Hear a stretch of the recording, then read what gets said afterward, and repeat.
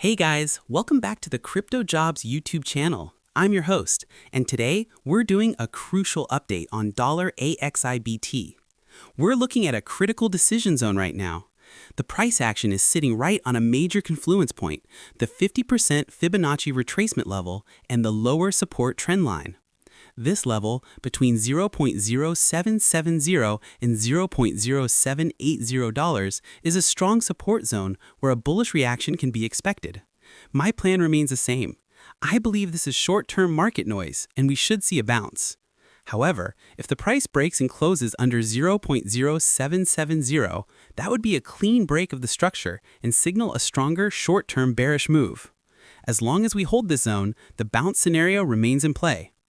Now, before you go, I want to talk about how you can take your trading to the next level with me. I'm running a free Telegram channel for all my quick updates and market insights, and my free VIP group for even more setups and a closer look at my trading strategy. The links for both are right in the description. Peace out.